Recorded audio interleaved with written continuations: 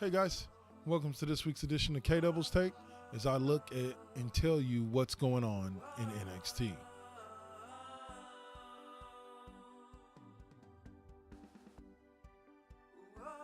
The previous edition I kind of went over with you who the current champions in NXT were and who they won the belts for and how long they had held the belts, etc.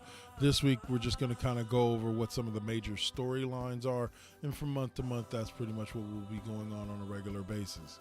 The first up was the most recent kind of big drop was the reveal and the debut of Sanity.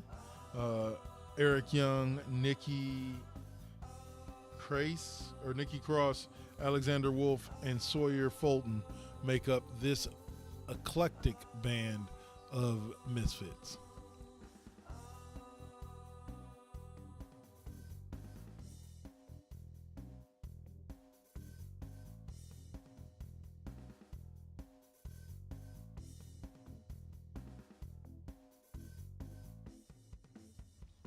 They so far have dominated. They dominated a match between themselves and Bobby Roode and Ty Dillinger, setting up a feud between Dillinger and Roode because Roode basically walked out on Dillinger as he got the beat down from Sanity, and they got the win and advanced in the tournament. We'll talk about it a little bit later. But this looks to be a crew that will do some damage, maybe eventually find their way to the main roster since they've already seemed to find a certain level of popularity on the NXT level. Next up was the fact that Joe and Nakamura, if you watched this recent episode of NXT, are just bringing the house down.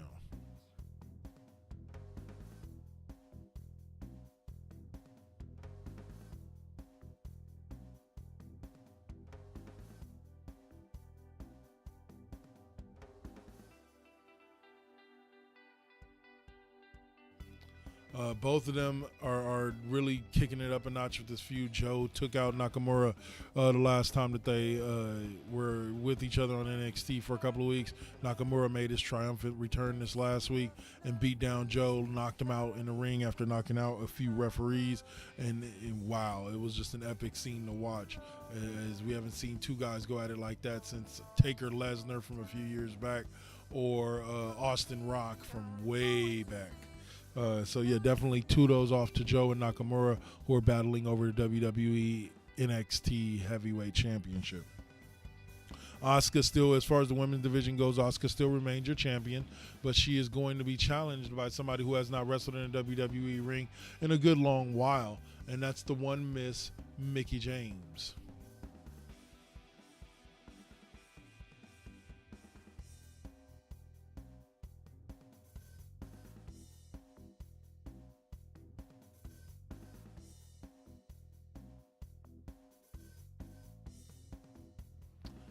James made her debut or re-debut at the WWE through a vignette and a video thing where she challenged Asuka at WWE NXT TakeOver Toronto to a title match for the WWE Women's NXT Championship. So, yeah, it's a match I can't wait to see. Huge fan of Mickie James, so it's great to see her back in the WWE, regardless of whether or not it's on the NXT or on the main roster. I'm glad to see her back. So Asuka versus Mickie James is the match to look forward to at TakeOver Toronto, because it should be a show stealer. Lastly, the Revival still remain your tag team champions. I believe they've been in for like 180 days at this point, about 3 to 6 months, or about 4 to 6 months. But the Dusty Rhodes Classic really takes.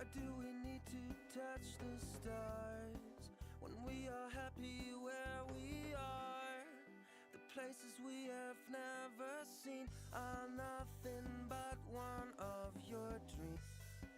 Is your fantasy. It's the center of the tag team division right now, and it's being dominated by teams like Sanity, like the Arkham and Razor, the Authors of Pain, led by Ellaby. They also are just killing it with some of the cruiserweight guys that are finding their way down to NXT.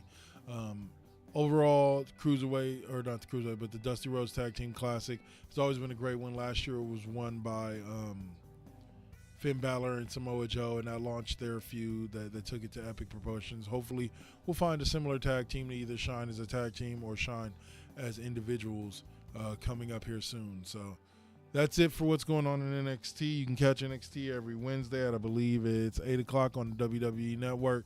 You can catch me on KDoubles. You can catch me right here on YouTube, or you can catch me on the Raw Impact Unleashed every Thursday night at 8 on Spreaker.com. Till later, y'all. Peace.